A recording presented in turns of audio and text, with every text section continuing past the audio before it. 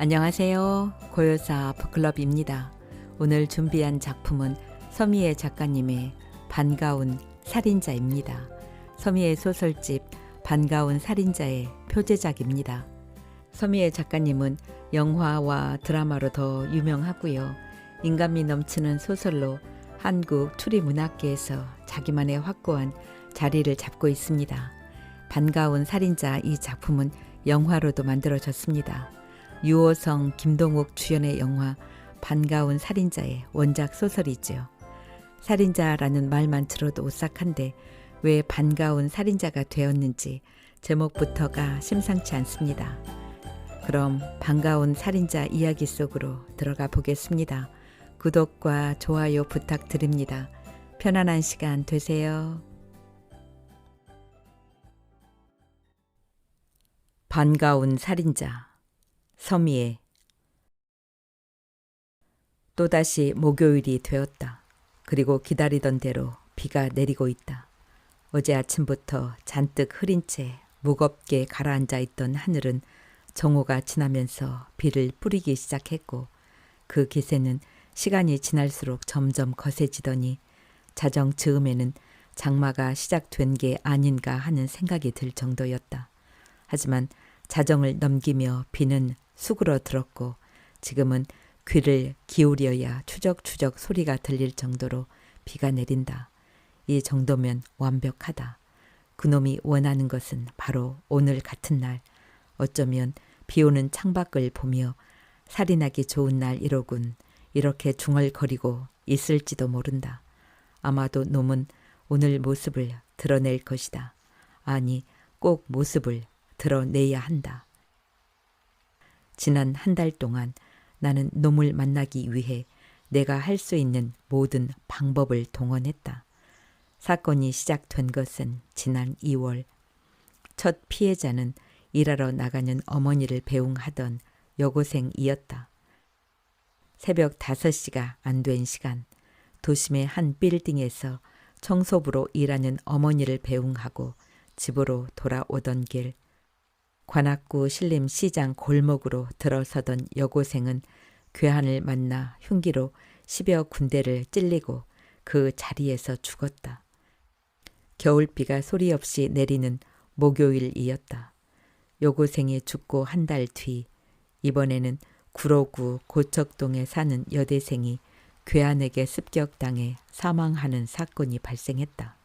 이제 막 대학에 들어간 피해자는 선배들과 회식을 한 후 밤늦게 귀가하던 중 자신의 집 앞에서 괴한과 마주쳤다. 역시 비가 내리고 있었고 목요일이었다. 그리고 2주 뒤 목요일, 이번에는 신대방동에서 사건이 발생했다. 역시 피해자는 여성이었고 남자친구와 막 헤어지고 돌아가던 길에 변을 당했다. 사건 직후 휴대폰으로 남자친구에게 연락을 해 구급차에 실려 갈 때만 해도 여자는 살아 있었지만 병원에 도착하기 전에 과다 출혈로 사망했다. 덕분에 처음으로 범인에 대한 인상 차기가 밝혀졌다. 그녀가 남긴 말에 의하면 범인은 40대 남자로 보통 체격이며 검은 잠바를 입었다고 한다. 그때부터 신문에서는 이 사건을 비오는 목요일의 살인 사건이라고 부르기 시작했다. 경찰은 아직 동일범에 의한 연쇄 살인인지 분명하지 않다고 발표했지만 신문에서는 세 번째 사건부터 동일범이라고 확신하고 있었다. 신문이 그렇게 확신한 것은 몇 가지 공통점 때문이었다. 우선 사건 발생이 목요일, 그것도 비 오는 날이라는 것.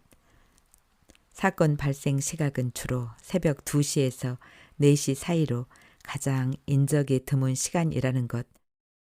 또 범행 장소는 가로등 불빛이 미치지 못하는 어두운 곳으로 범인은 어둠 속에 숨어 있다가 피해자가 그 어둠 속으로 들어오는 순간 흉기를 휘두르고 그대로 사라진다는 점 등이다.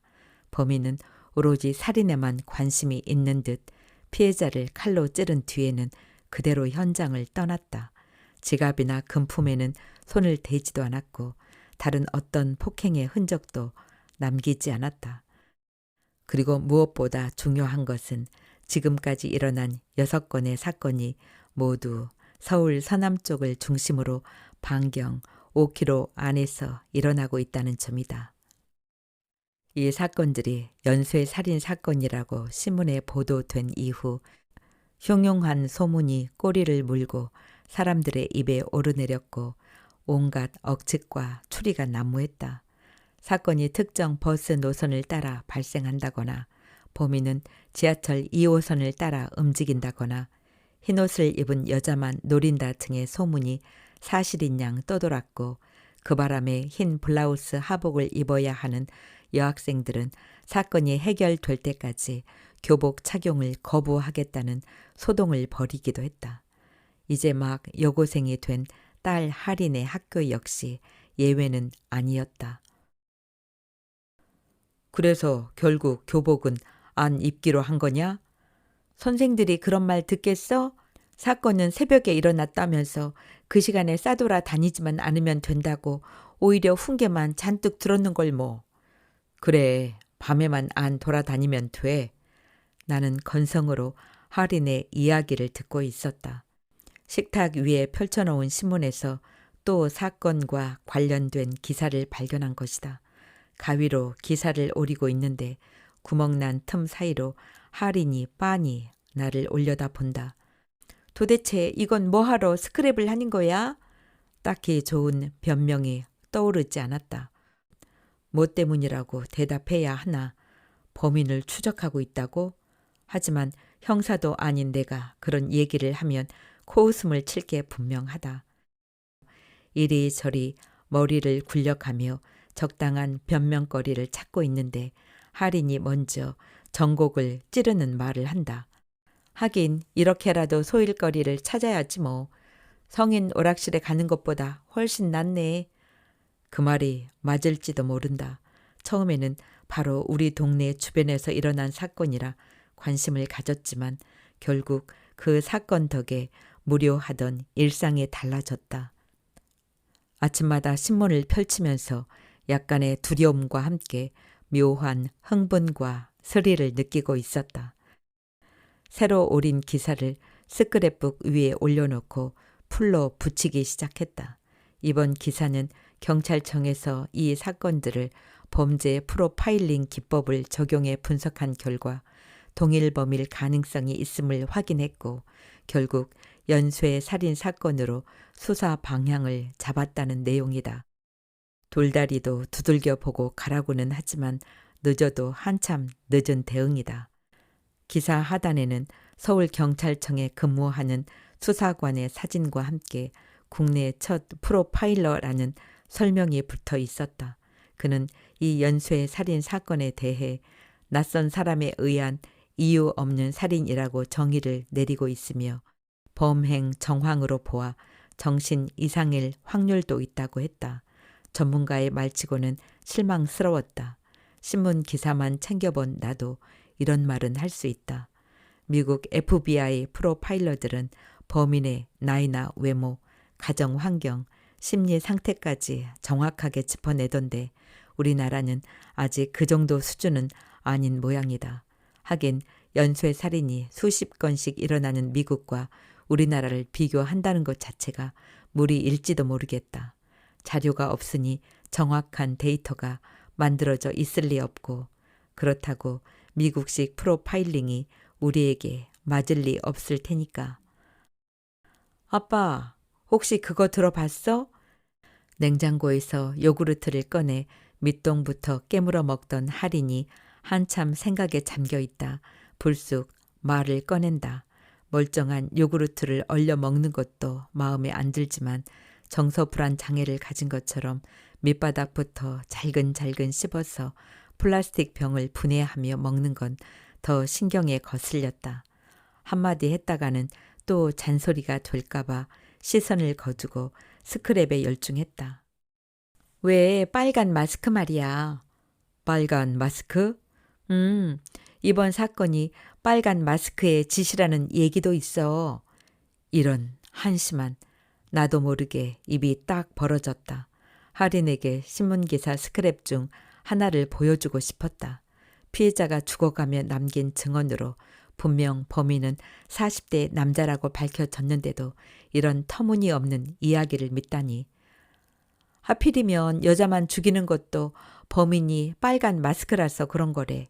비 오는 새벽에 어둠 속에 숨어서 지나가는 사람들을 보다가 자기보다 더 예쁜 여자를 발견하면 그 뒤를 따라가서 이렇게 물어본대. 나 예뻐? 하하하하하.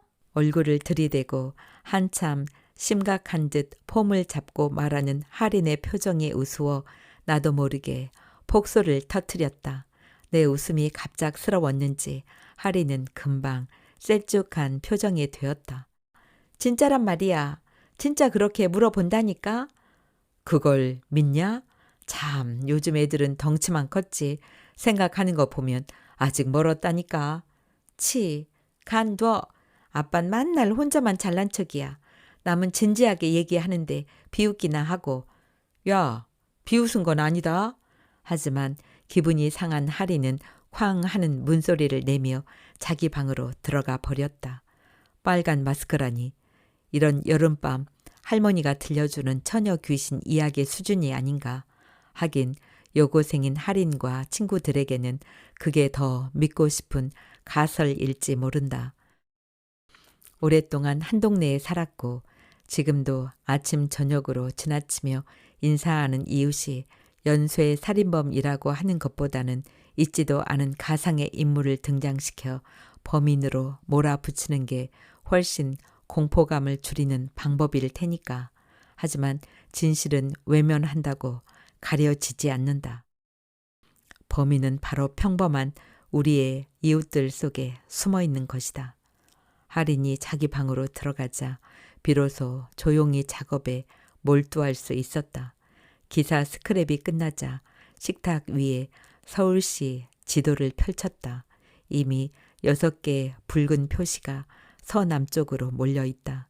그 6개의 점은 정확히 우리 집 주변에 몰려있다. 놈의 다음 목표 지점은 어디일까? 각 사건 발생 지역들의 연결고리를 생각해 보려고 그동안의 정보들을 정리해 가며 추리를 시작했다.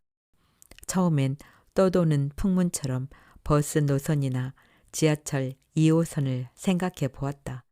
하지만 새벽이라는 시간을 계산하면 굳이 버스 노선이나 지하철을 떠올릴 이유가 없지 않을까 싶었다.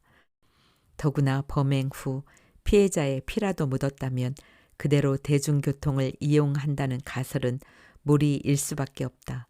범인은 자가용이나 택시를 이용해 이동했을 가능성이 더 크다. 한참 동안 지도 위 붉은 점들을 이리저리 이어보며 사건에 집중하려고 했지만 할인이 한 말이 계속 머릿속에 맴돌며 가시지 않았다. 무엇인가 자꾸 신경을 자극하고 있다. 그게 뭐지? 뭐였지? 그렇게 생각을 더듬다가 그래, 빨간 마스크였다. 왜 이 단어가 지워지지 않고 계속 머릿속을 헤집고 다니는 것일까? 한참 기억의 창고를 뒤적거린 뒤에야 왜 빨간 마스크라는 단어가 쉽게 사라지지 않았는지 알 수 있었다. 대학 때 일로 기억하는데 85년쯤인가 화성 연쇄 살인 사건 때문에 전국이 떠들썩하던 때였다. 화성에 사는 친구 한 놈이 우리 집에 놀러와서 기가 막힌 이야기를 해주었다. 그때 화성 연쇄 살인 사건의 범인은 빨간 잠바를 입은 남자라는 목격자 증언이 있어서 평소 빨간 잠바를 즐겨 입던 친구가 경찰서에 끌려갔다는 얘기였다. 단지 빨간 잠바를 입었다는 이유만으로 용의자 선상에 오를 수 있다는 건 말도 안 된다고 일축했지만 친구는 꽤나 진지한 얼굴로 내가 지금 화성의 분위기를 몰라서 그런다고 했다. 그 친구 말고도 빨간 잠바를 소지한 청년 몇 명이 더 불려갔다가 풀려났다는 얘기다. 화성 주민 수백 명이 용의자 선상에 올라 경찰서에서 신문을 받았으며 제대로 알리바이를 대지 못하거나 얼버무릴 경우는 고문 수사까지 행해졌다고 했다. 그 친구와 한 동네에 사는 청년은 그보다 더 끔찍한 일을 당했는지 경찰서에 다녀온 뒤로 정신병원에 들어갔다는 이야기도 전했다. 몇 년을 끌면서 수많은 희생자를 낸 연쇄 살인 사건의 범인이니 경찰들은 어떤 무리수를 두더라도 꼭 놈을 잡고 싶었을 것이다. 아무튼 그 일로 친구는 집에 돌아가자마자 빨간 잠바를 아궁이에 쳐 넣었다고 했다. 그때 그 수많은 사건들을 저지르고 몇백 명이나 되는 경찰과 주민들의 눈을 피해 어둠 속으로 사라진 범인은 과연 누구일까? 놈은 정말 빨간 잠바를 입고 있었을까? 멍하니 두서없는 생각에 끌려가다 정신을 차려보니 지도 위 한 지점이 붉게 주변을 물들이고 있었다. 손에 쥐고 있던 붉은 사인펜이 나도 모르는 사이 한 지점을 찍어 누르고 있었던 모양이다. 그렇지 않아도 놈이 어디에 나타날까 하고 고심하던 차라 그 붉은 점을 보니 그것이 마치 놓치면 안 될 계시처럼 느껴졌다. 거실에 있던 뻐꾸기 시계가 1시를 알리자 나는 기다렸다는 듯이 이부 자리를 털고 일어났다. 백수 남편인 나 대신 직장에 다니고 있는 아내는 세상 모르게 잠들어 있다. 거실로 나와 건넌방에 기척도 살폈다. 할인 역시 잠들었는지 방 불이 꺼져 있었다. 우산 대신 우의를 입기로 했다. 우산을 들 경우 시야를 가리는 것은 물론이고 한쪽 손마저 자유롭지 못할 거라는 생각에서였다. 비오는 목요일 새벽 아마 놈 역시 나처럼 다른 사람의 시선을 피해 조용하고 은밀하게 거리로 나서겠지. 등줄기로 차가운 얼음 한 조각이 미끄러져 내려가는 것 같은 기분. 과연 그 붉은 점이 계시가 되어 줄 것인가. 모든 것은 운명에 맡겨보기로 하자. 밖으로 나오자 생각보다 비는 잦아들고 있었다. 분무기로 뿌리는 물방울처럼 빗방울의 무게도 거의 느껴지지 않았다. 우선 집 주변을 확인했다. 혹시라도 이 밤늦은 외출을 아내나 할인에게 들키지 않았나 싶어 잠시 기다렸다. 집안에서는 아무 소리도 들리지 않았다. 서둘러 지도 위에 찍혀있던 붉은 점을 떠올리며 그 지역으로 걸음을 옮겼다.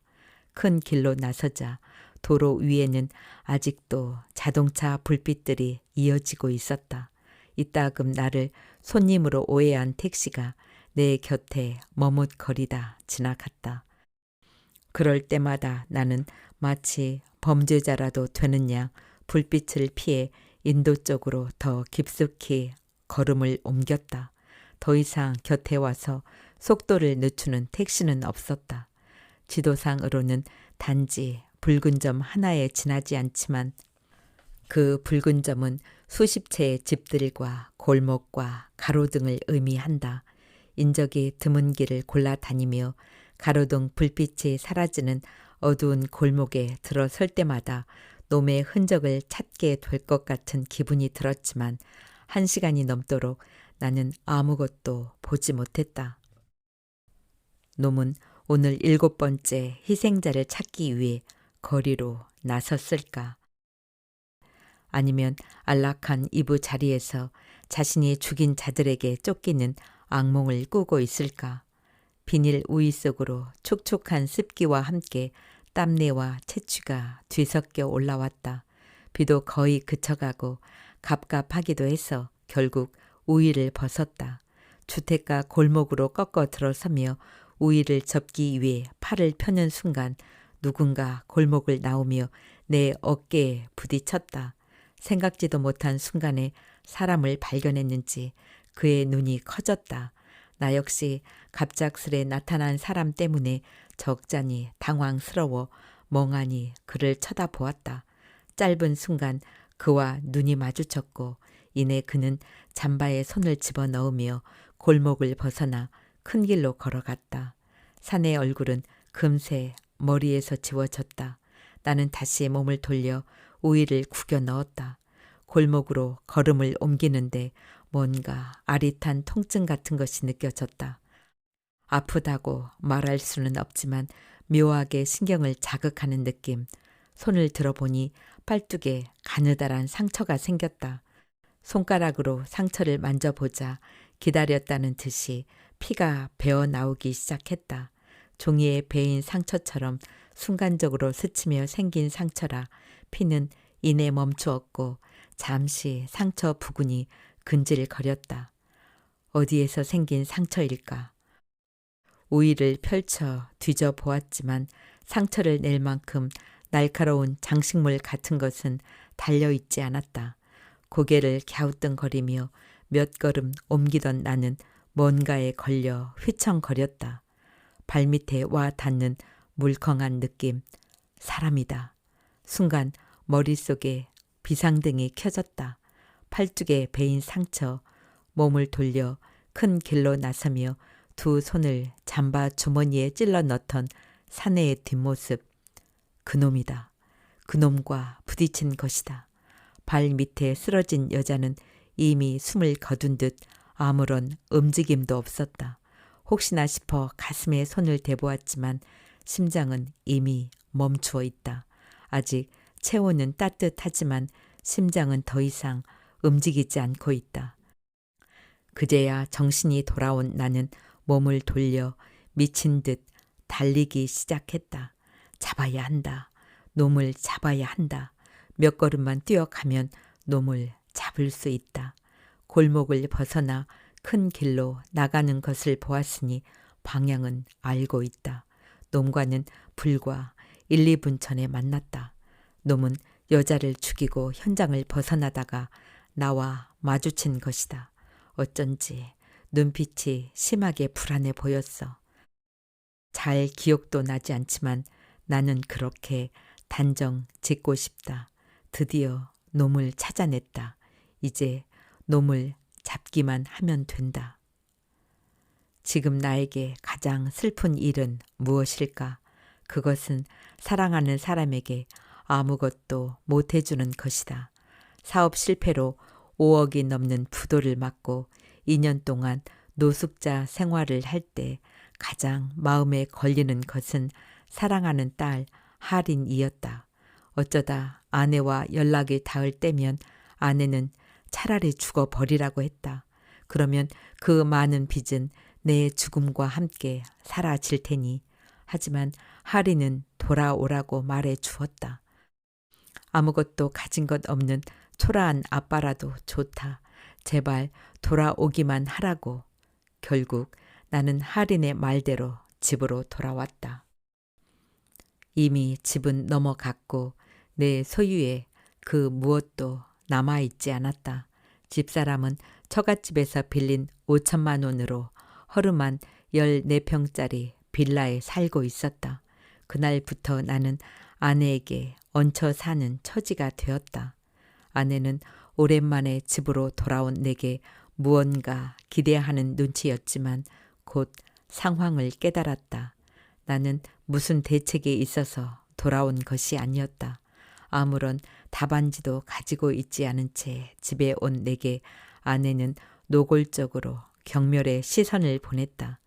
밖에서 지낸 2년 동안 나는 완전히 다른 사람이 되어 있었다. 2년이라는 시간 때문인지 아니면 죽어버리라던 아내의 목소리를 기억하고 있는 때문인지 나는 서먹함을 감출 수 없었다. 할인이 없으면 우리 사이에는 아무런 대화도 이어지지 않았다. 10년 넘는 세월 동안 함께 산 부부였지만 그런 건 이미 빛바랜 사진처럼 기억 한쪽에 걸려 있을 뿐이었다. 우리는 유통기한이 지난 통조림 같았다. 버리자니 아깝고 그렇다고 먹자니 왠지 꺼림직한 물컹하고 비릿한 고등어 통조림. 그래도 처음엔 새 출발을 할 수 있을 거라 생각했다. 새로운 직장을 찾아 이력서도 내고 면접도 보았다. 하지만 신용 불량자에게 일자리 같은 건 없었다. 막노동이라도 하려고 했지만 그 역시 여의치 않았다. 공사 현장에서 나는 쓸모없는 인간이었다. 결국 집에 들어앉아 하루 종일 잠만 잤다. 노숙자 생활을 하며 나 스스로에게 놀랐던 일 중 하나가 잠이다. 공원이나 지하도 어느 곳이든 몸을 기대기만 하면 잠이 들었다. 사업할 때 미처 자지 못했던 시간들이 비축되었던 것인지 자고 또 자도 여전히 졸음이 쏟아졌다. 사실 그것은 현실 도피였다. 잠을 자는 동안은 나를 짓누르던 모든 것에서 자유로울 수 있으니 말이다. 가끔은 엄지 손가락을 빨던 어릴 때 할인이 꿈에 나타나 하루 종일 내 기분을 가라앉게 하기도 했지만 그럴 때도 역시 다시 잠을 청했다. 기분은 우울한 대로 접어두고 꿈속에서라도 할인을 볼 수 있다는 게 행복했다. 어쩌면 나는 매일 잠만 자던 그 생활에 익숙해져 버렸는지도 모른다. 그래서 집으로 돌아온 뒤에도 매일 아침 일찍 일어나 넥타이를 매고 흔들리는 10,000원 전철에 떠밀리며 직장에 나가고 시간에 쫓기며 점심을 먹고 그런 생활로 다시 돌아가는 것이 끔찍했던 것은 아닐까. 아내의 잔소리나 경멸 어린 시선 같은 건 아무래도 좋았다. 그런 건 이미 노숙자 생활 2년 동안 단련될 만큼 단련되었으니까. 하지만 무엇보다 견디기 힘든 건 할인의 아픈 눈빛이었다. 이 볼품없고 무능력한 아빠를 원망하거나 짜증스러워하는 눈빛이 아닌 안쓰러워하고 가엾게 여기는 눈빛. 2년 못 본 사이에 할인은 훌쩍 어른이 되어 있었다. 아마 집으로 돌아온 뒤 한 2달 동안 뭐라도 해보려고 발버둥 쳤던 것도 할인 때문일 것이다. 한창 친구들과 어울리며 웃고 떠들 나이지만 할인은 갑자기 철이 들어버렸다. 가지고 싶은 것도 많을 텐데 그 무엇도 먼저 사달라고 하지 않았다. 반에서 유일하게 휴대폰이 없다는 걸 알았을 때 나는 내 심장을 찌르고 싶었다. 친구들과 집에까지 와서 떠들고 싶지 않다고 아무렇지도 않은 듯 이야기했지만 나는 안다. 할인은 그런 일로 내가 상처받을까 봐 두려워하고 있다.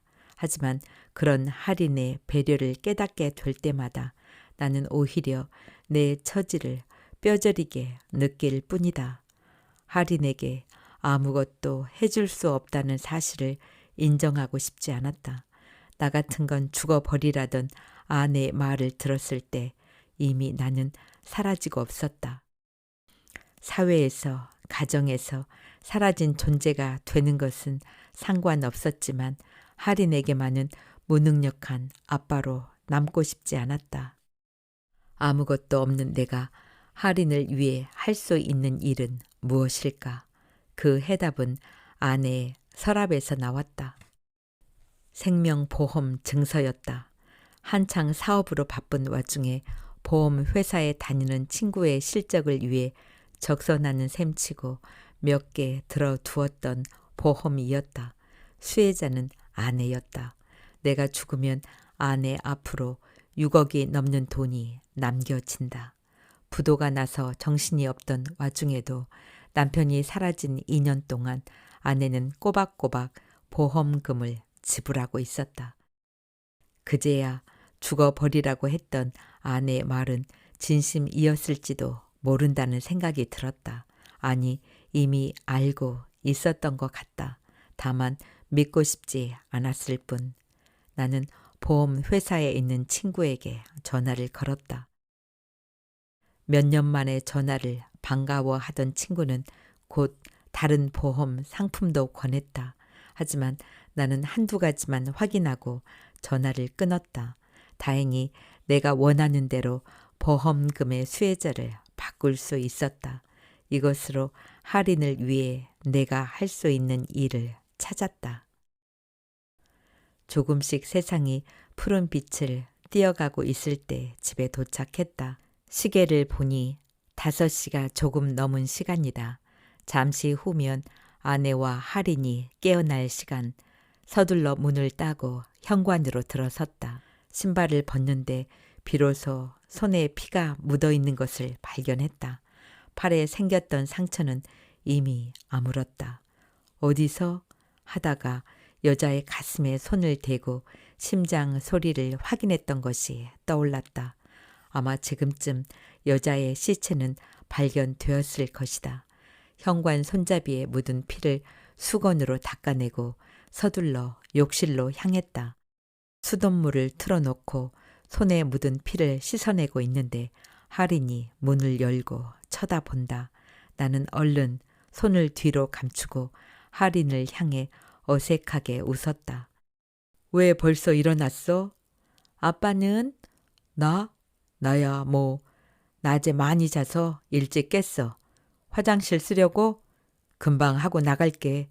할인은 뭔가 할 말이 있는 것처럼 내 표정을 살핀다. 이럴 때면 무섭다. 얼른 문을 닫고 손에 남은 비누 거품을 씻어냈다. 할인이 보았을까? 아니, 그럴 리가 없다. 이미 손에 묻은 피는 거의 다 씻겨 내려가고 없었다.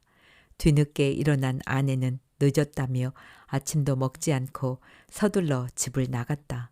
할인과 둘이 식탁에 앉았다.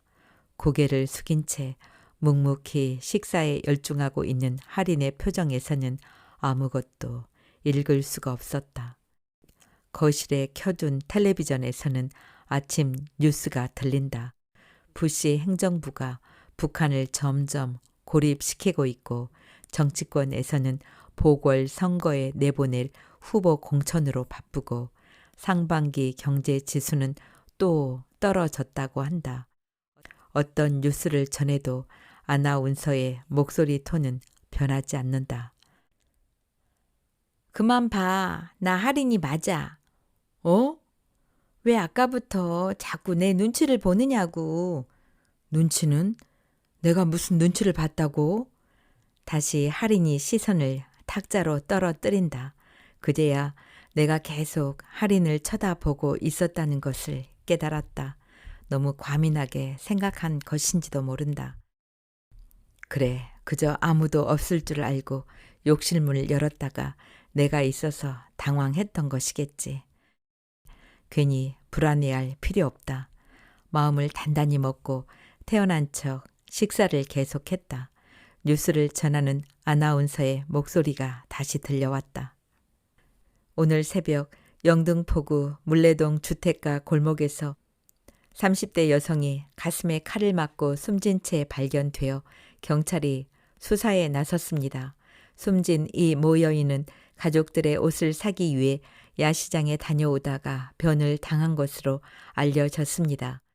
경찰은 이 사건이 비오는 목요일 새벽에 일어났다는 점에 주시하고 그동안 발생했던 연쇄 살인 사건의 연장선상에서 수사를 해 나가기로 방침을 정했습니다.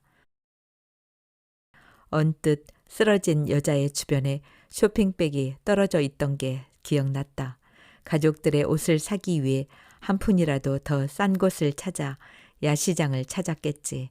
하지만 그녀는 자신이 사온 옷을 입은 가족의 모습을 보지 못하고 죽었다. 그런 생각을 하니 나도 모르게 주먹에 힘이 들어갔다. 그놈을 잡았어야 했다. 어떤 일이 있어도 놓치지 말았어야 했다. 오늘처럼 우연히 부딪히는 기회가 또 오지 않을 테니 절대 놓치지 말았어야 했다. 하지만 나는 두 눈 멀쩡히 뜨고도 내 앞에서 사라져 가는 놈을 잡지 못했다.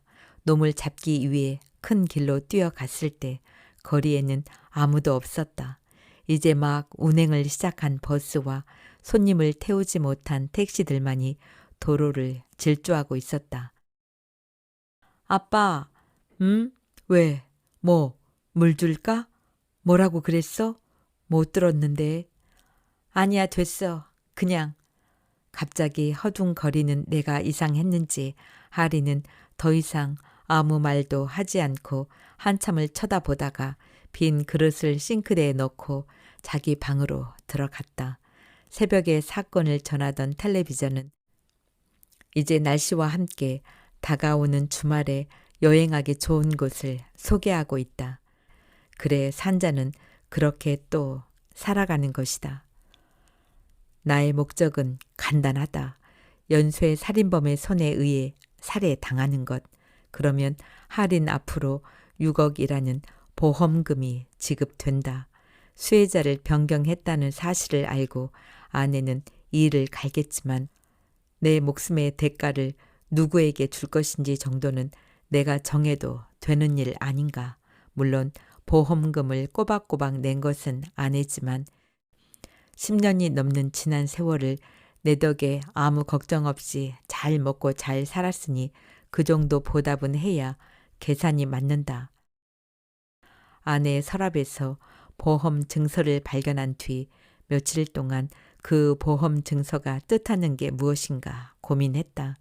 아내에게 물어볼까도 생각했지만 그냥 덮어두기로 했다. 노숙자 생활 2년 만에 터득한 것은 세상을 한 걸음 뒤로 물러서서 바라보게 되었다는 점이다. 거리에 누워 사람들의 발에 시선을 맞추고 있다 보면 사는 게 그렇게 대단하게 느껴지지 않았다. 동동 걸음으로 바쁘게 살아야 할 거창한 일도 아등바등 허우적거릴 만큼 절실한 것도 없었다. 구름이 흐르다 비가 오는 것처럼 때가 되면 조용히 떠나면 되는 것이다. 이미 몇 번이나 죽으려고 마음 먹었던 목숨이다. 아내가 그 목숨을 담보로 한몫 노린다면 못 줄 것도 없다는 생각이었다. 어느 날 아내의 휴대폰에 찍힌 문자 메시지만 보지 않았다면 나는 그렇게 아내가 원하는 대로 조용히 지내다 아내의 통장에 돈 6억을 남기고 죽었을 것이다. 아내에게 남자가 있다는 사실도 그다지 충격적이지 않았다. 노숙자 생활을 청산하고 집으로 돌아온 이후 나를 대하는 아내의 태도를 보면서 어렴풋이 느끼고 있었다. 여자의 육감은 놀랍도록 정확하다고 하지만 남자의 육감 역시 마찬가지다. 그렇지만 아내에게 남자가 있었다는 것과 할인 문제를 함께 생각하니 머리가 복잡해졌다. 물론 자기 자식이니 쉽사리 버리거나 하지는 않겠지만 남편이 내게 했던 걸로 봐서 장담할 수 없는 일이다. 할인 앞으로 보험금 지급을 돌려놓고 보험 약관에 대해 알아보았다. 첫 번째로 피보험자가 고의로 자신을 해친 경우 보험금이 지급되지 않는다고 적혀 있었다. 그런데 예외 사항이 있다. 계약 후 2년이 지난 뒤 자살했을 경우는 보험금이 지급된다는 것이다. 친구에게 전화를 걸어 알아보니 그런 보험도 있지만 내가 든 것은 자살할 경우 보험금 지급이 안 되는 상품이라고 했다. 친구는 설마 진심으로 죽으려는 건 아니지? 하며 조심스럽게 물었다. 사는 게 워낙 힘들어지다 보니 가족들을 위해 생명보험에 들어놓고 자살을 하는 경우도 가끔 있다고 한다. 하지만 그럴 경우 지급액이 사고사에 비해 훨씬 적다고 한다. 자살을 택하지 않으면서 빠르게 죽을 수 있는 방법을 찾는 건 쉬운 일이 아니다. 그렇게 죽을 방법을 찾고 있던 중 신문에서 연쇄 살인에 관한 기사를 읽었다. 그래, 이거다. 나 자신을 위험에 노출시키면 된다. 이미 몇 명이나 사람을 죽인 살인자에게 나 하나 더 죽이는 것쯤은 일도 아닐 것이다. 다소 무모해 보이는 계획이었지만 사건 자체에 대한 호기심과 우리 동네에서 일어나고 있다는 가능성 때문에 해볼만 하다는 생각이 들었다. 우선 할 일은 그동안 발생했던 사건들을 정리해서 과연 범인의 활동 범위가 어디며 다음은 어디를 노릴 것인가 하는 점을 추측해 내는 것이었다. 경찰도 아닌 내가 겨우 신문에 난 기사를 가지고 범인의 다음 목적지를 찾아낸다는 건 그야말로 어불성설이었다. 내가 할 수 있는 일이라곤 목요일이 되면 무작정 집을 나서 여기저기 거리를 쏘 다니는 것이었다. 하지만 비 오는 목요일에 연쇄 살인범은 맑은 날에는 결코 살인을 하지 않았다. 결국 나도 비 오는 목요일만 외출하기로 했고 겨우 4번째 외출에서 살인범과 마주친 것이다. 아내도 할인도 없는 낮 시간 동안 나는 새벽에 만났던 살인범에 대해 생각했다. 막연히 살인범에게 내 목숨을 맡겨야겠다고 생각하던 내가 얼마나 유치하고 어리석었는지 뼈저리게 느꼈다. 살인범과 마주치고 그의 눈빛을 보고 그가 죽인 희생자의 시체와 부딪힌 순간 정신이 번쩍 들었던 것이다. 그동안 나는 어리광을 부리고 있었을 뿐이다. 내게 남아도는 무료한 시간들을 흥분과 스릴로 바꿀 무엇이 필요했을 뿐이다. 무능력한 나를 바꿀 자신도 없고 무력감에 빠져있는 이 상황에서 벗어날 방법도 몰랐다. 그렇게 계속되는 시간이 참을 수 없을 만큼 갑갑했던 것이다. 몇 시간이고 멍하니 살인범의 얼굴을 떠올려 보았다. 단 한 번 살인범과 눈길이 마주친 것은 몇 초도 되지 않는 짧은 순간이었지만 왠지 그의 본질을 들여다본 것 같은 기분이 들었다. 그 역시 어떻게 하지 못하는 자신의 상황 속에서 발버둥 치고 있는 게 아닐까. 그것이 무엇이든 간에 그는 비 오는 목요일마다 칼을 들고 어둠 속을 방황하며 자신의 문제로부터 도망치고 있는 것이다. 하지만 사건이 되풀이 될 때마다 범인은 자신의 문제에서 도망치기보다는 점점 더 깊은 구렁으로 빠지고 있는 것은 아닐까. 이게 뭐야? 풀어봐. 할인이 돌아오자 나는 기다렸다는 듯 할인을 식탁에 앉히고 상자를 내밀었다. 하지만 할인은 꼼짝하지 않고 내 얼굴만 쳐다보았다. 할인의 기뻐할 얼굴을 생각하니 마음이 더 급해져 얼른 상자를 풀어보았다. 어때? 마음에 들어? 이게 제일 잘 나가는 디자인이라는데? 할인의 눈빛이 흔들렸다. 휴대폰을 꺼내 할인에게 건네주었다. 열어봐. 번호는 아빠 마음대로 정했다. 팔짝팔짝 뛰며 기뻐할 거라 생각했는데 할인은 묵묵히 손에 들린 휴대폰을 쳐다보고만 있었다. 전혀 예상하지 못한 반응이었다. 왜? 디자인이 마음에 안 들어? 다른 걸로 바꿀까? 이미 내 기분도 가라앉아 버렸지만 할인의 표정이 심상치 않았다. 어디서 났어? 할인아, 돈이 어디서 생긴 거야? 야 임마, 아빠 그 정도 돈은 있어. 선물을 받아도 기뻐하기보다 아빠의 빈 주머니를 생각하는 녀석. 그것이 오히려 나를 더욱 슬프게 하는 걸 할인은 알고 있을까. 새삼 비참한 기분이 들었다. 하지만 할인의 다음 말은 내게 충격을 안겨주었다. 거짓말 하지 마. 내가 모를 줄 알아? 무슨 소리야? 내가 무슨 거짓말을 한다는 거야. 나를 쳐다보던 할인의 눈에 그렁그렁 눈물이 고이기 시작하더니 이내 주르륵 뺨을 타고 흘러내렸다. 도대체 할인이 왜 이런 반응을 보이는지 알 수 없었다. 할인아, 놓으란 말이야. 아빠가 그런 무서운 짓을 하는 사람인지 몰랐어. 어떻게 그런... 할인은 다음 말을 채 잊지도 못한 채 터져 나오는 울음을 틀어막으며 자기 방으로 들어가 버렸다. 도대체 할인이 하는 얘기는 무엇인가? 무엇을 알고 있는 것일까? 섬광처럼 번쩍 머리에서 하얗게 빛이 들어왔다 사라졌다. 그렇다. 할인은 욕실에서 피 묻은 손을 닦고 있는 나를 보았던 것이다. 그리고 우리 집과 멀지 않은 곳에서 일어난 살인 사건을 전하던 아침 뉴스. 2개의 퍼즐이 모이면서 할인은 고민에 빠졌을 것이다.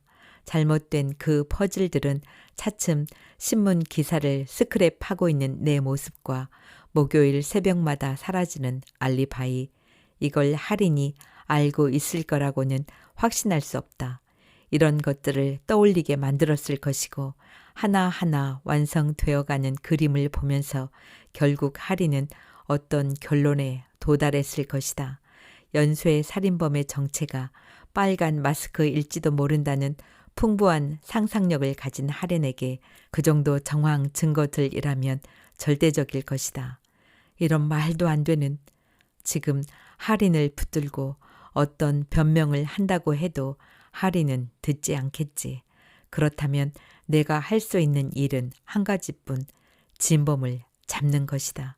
진짜 연쇄 살인범을 잡아서 오해를 풀어야 한다. 할인을 위해서 죽을 수도 있다고 생각했지만 억울한 누명을 쓸 수는 없다. 다른 사람도 아닌 할인에게 그런 누명을 쓴다는 건 상상도 할 수 없다. 살인자와 만난 이후 2번 다시 목요일에 어둠 속을 서성거리는 일은 없을 거라고 생각했지만 지금 나는 다음 목요일을 기다리고 있다. 하지만 몇 가지 걱정거리가 있다. 첫 번째, 혹시라도 그와 마주치지 못하면 어떡하나. 다음 주를 기다리면 된다. 두 번째, 마주쳤을 때 그의 손에 죽게 되면 아쉽지만 누명은 벗을 수 있다. 그리고 할인 앞으로 6억이라는 보험금을 남길 수 있다. 세 번째, 내가 그를 잡게 되면 무슨 걱정인가. 할인에게 결백도 증명하고 범인 앞으로 걸린 현상금도 있을 테니 일석이조다. 어쩌면 골치 아픈 범인을 잡아준 공로로 경찰에서 일자리를 마련해 줄지도 모른다. 그렇다면 더 바랄 게 없겠지. 나에게 가장 슬픈 일은 무엇이라고 했던가. 사랑하는 사람에게 아무것도 못 해주는 것이라고 생각했다. 하지만 지금은 아니다. 내가 가장 슬픈 일은 사랑하는 사람을 잃는 것이다. 어쩌면 죽을지도 모르는 상황임에도 살인자를 만나기 위해 목요일 새벽 거리로 나선 것도 그런 이유였다. 내 결백을 증명하지 못하면 나는 영원히 할인을 잃게 된다. 무엇보다 그것이 두려워 나는 등줄기 잔털들이 쭈뼛서는 느낌을 안겨준 그 섬뜩한 눈빛의 범인을 다시 찾아 나선 것이다. 또다시 우연히 만날 가능성이 있을까? 0.0001%의 확률도 없는 일이다. 그 실현 불가능해 보이는 가능성에 한 가닥 희망을 걸고 거리로 나섰다. 그리고 나는 거미줄보다 가늘고 약해 보이는 가능성이 사실은 확률 100%의 현실이며 내가 거리로 나오기를 살인자가 기다리고 있다는 것을 알게 되었다. 목요일 새벽 1시 30분 어디로 가야 할지 모른 채 무작정 집을 나섰다. 날씨는 잔뜩 흐렸고 하늘에는 무거운 구름이 가득했지만 비는 오지 않았다.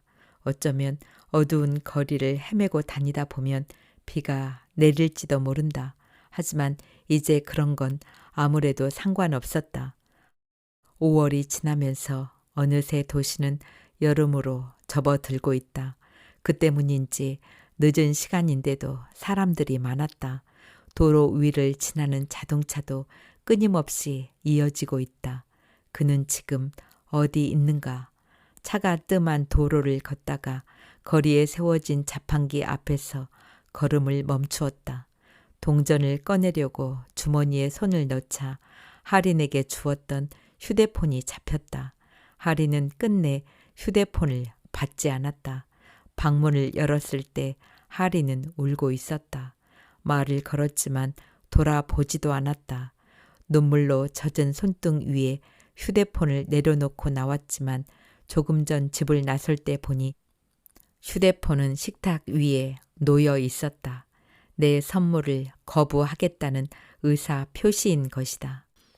끈적한 자판기에 종이컵을 들고 돌아서는데 택시가 한 대 앞에 와 선다. 나를 손님으로 오해했나 싶어 고개를 돌리는데 차에서 운전자가 내린다. 그 역시 커피 한 잔이 그리웠던 것인지 주머니 속 동전을 짤랑거리며 자판기 앞으로 걸어간다. 이젠 여름이죠? 운전사가 자판기 앞에 서며 어색했던지 내게 말을 걸었다. 커피를 마시는 척하며 대답을 피했다. 그 역시 딱히 대답을 기대한 것도 아닌 듯 묵묵히 커피잔을 꺼내 홀짝홀짝 마시기 시작한다. 다 마신 종이컵을 구겨 휴지통에 던지며 걸음을 옮기려 할 때 운전사가 다시 말을 걸었다. 시체를 본 건 처음이죠. 벼락에라도 맞은 듯 머리부터 전율이 흘러 발끝까지 파르르 경련이 일었다. 이놈이다.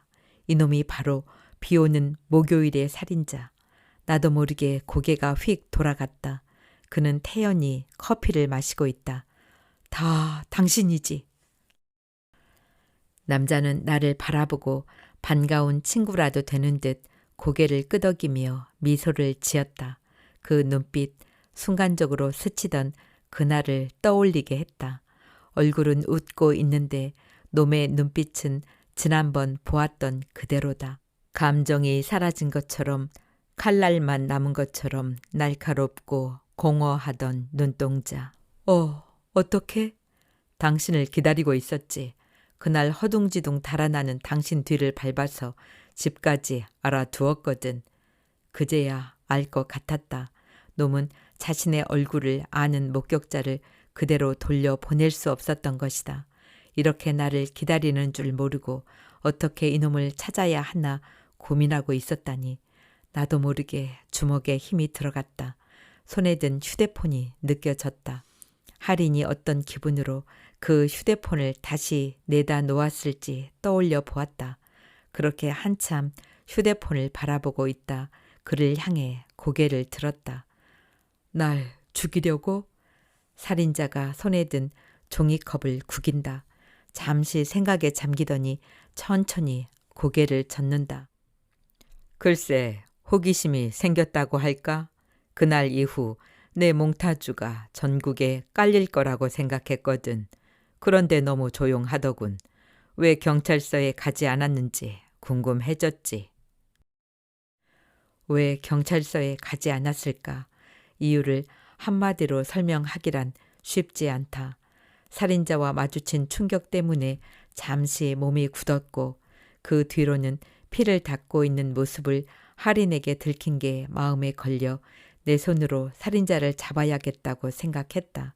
그러면서도 경찰에 신고해야겠다는 생각은 한 번도 하지 않았다. 내가 경찰서에 가지 않은 것은 하나를 생각하면 다른 건 까맣게 잊어버리는 단순한 성격 때문이다. 그런데 목요일 밤 또 외출을 하는 걸 보고 나니 당신에게 흥미가 생겨서 말이야. 설마 나를 따라 목요일에 살인자가 되려는 생각인가? 갑자기 웃음이 터져 나왔다. 사람 몇 명을 죽이고 몇 개월 동안 도시를 공포에 떨게 하며 경찰까지 우습게 만들었던 살인자가 이렇게 자기 도취에 빠진 별 볼 일 없는 놈이었다니 기가 막힐 따름이었다. 내 웃음소리가 신경을 건드렸는지 그의 미간에 주름이 생겼다. 뭐가 우스운 거지? 텔레비전과 신문에서 계속 떠들어 주니까 무슨 영화 주인공이라도 된 것 같은 모양이지? 한 번도 살인 같은 거 생각해 본 적도 없고 너 같은 놈 뒤를 이을 생각도 없어. 자존심이 상했는지 그의 표정이 한순간 돌변했다. 금방이라도 나를 잡아먹을 듯한 눈빛으로 다가왔다. 하지만 이상하게도 두렵지 않았다. 그가 걸어오는 모습을 바라보며 나는 손에 든 휴대폰을 더욱 꼭 쥐었다. 어느새 그의 한 손에는 칼이 들려있다. 일부러 칼은 쳐다보지 않았다. 다만 그의 얼굴을 뚫어져라 바라보았다. 그의 표정에 당혹감과 수치심, 어찌할 수 없는 공포감 같은 것마저 스며든 것처럼 보였다. 그가 몇 번 팔을 휘두르자 내 몸이 뜨거워졌다. 얇은 티셔츠에 피가 흥건히 젖기 시작했다. 이런 것이구나. 칼에 찔리면 이렇게 통증이 무지근하게 밀려오는구나. 마치 타인의 몸에서 일어나는 변화를 구경하듯 나는 내 몸에 느껴지는 감각들을 하나씩 지켜보고 있다. 태연히 그에게 팔을 벌리고 있는 내 모습이 오히려 그를 당황하게 한 모양이다. 그는 휘두르던 칼을 거두고 땀에 젖은 얼굴로 나를 바라보았다. 뭐가 우스운 거지? 그의 목소리는 당혹감으로 쉰 소리를 내며 갈라지고 있었다. 내 얼굴에 퍼지기 시작한 미소가 또다시 놈의 신경을 자극한 모양이다. 하지만 내 미소는 이내 고통스럽게 비틀리다가 사라졌다. 무릎에 힘이 빠진다. 저절로 몸이 꼬꾸라져 바닥에 주저앉았다. 간신히 몸을 끌어 자판기에 허리를 기대고 앉았다. 고개를 드니 하늘이 눈에 들어왔다. 검게 가라앉은 구름 여기저기서 섬광이 번쩍이는가 싶더니 곧 후두득 후두득 빗방울이 떨어지기 시작했다. 머리를 들 힘도 없다. 고개가 앞으로 꺾이고 눈이 감긴다. 간신히 눈을 뜨고 보니 앞 가슴에 찔린 상처에서 피가 뚝뚝 떨어지고 있다. 내 심장 박동 소리에 맞추어 피가 흐르고 있다. 머리 위로 가슴으로 온 몸으로 피가 느껴진다. 내 몸 위로 뜨거운 수증기가 올라온다. 몸 밖으로 나온 뜨거운 피는 비를 맞으며 빠르게 식어간다. 비와 섞인 피는 도로에 고이기 시작하더니 하수구를 찾아 흘러간다. 세상의 모든 더러운 것들은 빗물에 씻겨 하수구로 내려간다. 이 별 볼 일 없던 39 사내의 생명도 이렇게 하수구로 흘러 들어가고 있다. 손가락에 기운이 빠진다. 손에 든 하린의 휴대폰이 무겁게 느껴진다. 이걸 하린에게 전해 주어야 하는데 녀석이 기뻐할 얼굴을 생각하며 1시간이 넘게 용산 상가를 돌며 고르고 고른 건데 이게 마지막이 될 줄 알았으면 녀석의 자는 얼굴이라도 보고 나오는 건데 머릿속으로 수십 가지 생각들이 떠오르고 하린의 뺨 위로 흐르던 눈물이 녀석의 손등에 툭 떨어지던 모습이 생각났다. 문득 얼굴을 적시는 빗방울이 하린의 눈물처럼 느껴졌다. 그때 휴대폰이 울렸다. 이미 손을 들 힘도 남아있지 않은 나는 안간힘을 쓰며 손가락을 펴고 휴대폰 액정 화면을 확인했다. 집이다. 아내일까? 아니다. 아내는 이 휴대폰이 있는 줄도 모른다. 할인이구나. 어떻게든 전화를 받아보고 싶은데 몸이 말을 듣지 않는다. 시야도 점점 흐려지고 귀를 울리던 빗소리도 점점 줄어든다. 내 심장이 마지막으로 토해내는 생명력으로 있는 힘을 다해 겨우 휴대폰 폴더를 열었지만 그때 살인자가 휴대폰을 빼앗았다. 누구의 전화인지 확인이라도 하려는 듯 휴대폰을 귀에 대는 모습이 어렴풋이 시야에 느껴졌다. 눈이 감긴다. 머리로 손가락으로 겨우 지탱하던 척추로 느껴지는 이 소멸감. 죽음이다. 하지만 이상하게도 귀만은 점점 예민해진다. 보도 블록을 때리는 빗소리가 폭포 소리처럼 들려온다. 그 커다란 빗소리 사이로 소녀 특유의 맑고 불안정한 할인의 목소리가 비집고 들어왔다. 아빠, 나야. 지금 어디야? 그러지 마. 난 아빠가 무슨 짓을 하려는 건지 다 알아. 아빠 죽으려고 그러지. 보험금 때문에 일부러 죽으려고 그러지. 저번에 전화하는 거 들었어. 나 그런 거 필요 없어. 그런 돈 필요 없어. 난 아빠만 있으면 돼. 돈 한 푼 없어도 노숙자도 상관없어. 그래도 내겐 좋은 아빠니까. 아빠, 죽지 마. 절대 죽으면 안 돼. 집에 있는 게 싫으면 나가 살아. 보고 싶으면 내가 만나러 갈게. 아빠, 아빠 듣고 있어? 듣고 있는 거지? 딴 생각 안 하는 거다. 약속해. 응? 뭐라고 말 좀 해봐, 아빠. 한참 동안 살인자는 내 귀에 휴대폰을 대주었다. 덕분에 마지막으로 할인의 목소리를 들을 수 있었다. 무슨 말인가 하고 싶었지만 기운이 없다. 얼굴을 적시는 차가운 빗줄기 사이로 뜨거운 눈물이 뺨을 타고 흘렀다. 작별 인사라도 해야 하는데, 이런 아빠여서 미안하다고 사과라도 해야 하는데, 있는 힘을 다해 입을 움직이려 해보았지만 살인자는 휴대폰에 폴더를 덮었다. 사랑한다는 말은 끝내 해줄 수 없었다. 흐릿해진 눈으로 살인자를 바라보았다.